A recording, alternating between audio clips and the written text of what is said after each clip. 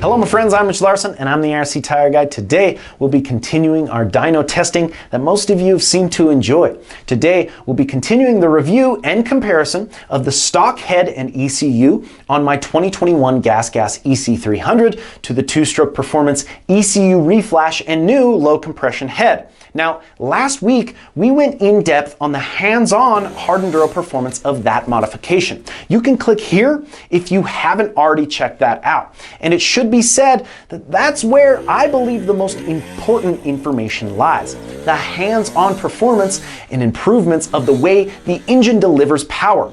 And I was extremely impressed by the TSP setup. But it's also good to have the hard percentage increase numbers that the dyno can give you. Truthfully, the dyno info is fun more than anything.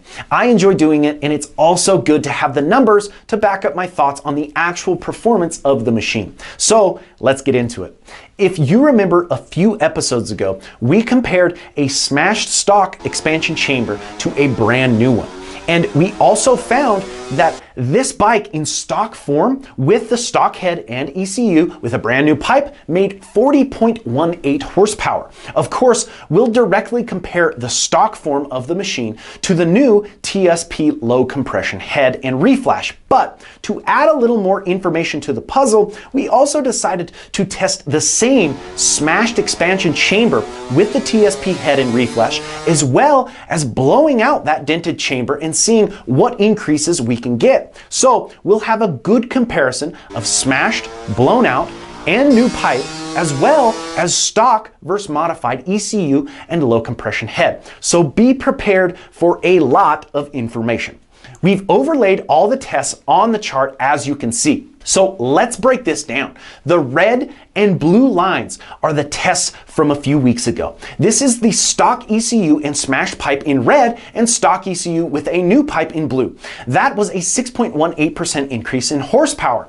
After installing the TSP setup, we first tested the smashed pipe.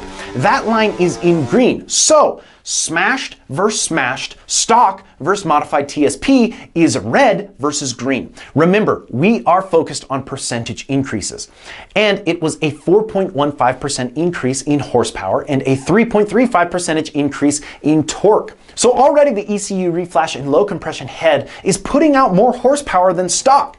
Moving on, we'll do a comparison that probably the majority of you are most curious about. Comparing the brand new pipe with the stock setup, highlighted line in blue, versus the brand new pipe with the TSP modified ECU and head in dark purple. Between these two setups, we see a 4.92% increase in maximum horsepower, and really an increase all the way through the power, which is really what I felt when testing. The fact is, if you decide to get a low compression head and ECU remap from TSP, you can expect a smoother power, an increased power, more snap, and the increased ability to lug the machine. Of course, we will test both high and medium compression heads and give you the recommended application for each head, but going in with the assumption that the low compression head is only for slow riding really has been debunked by the dyno. Now, on top of that testing, we'd like to add the difference between a blown out repaired pipe, the highlighted line in orange, and a brand new pipe in dark purple. The increase to a brand new pipe was 3.9% in maximum power, really showing how important a new pipe is for max power, which is really interesting. Even small wrinkles can affect the power of your machine.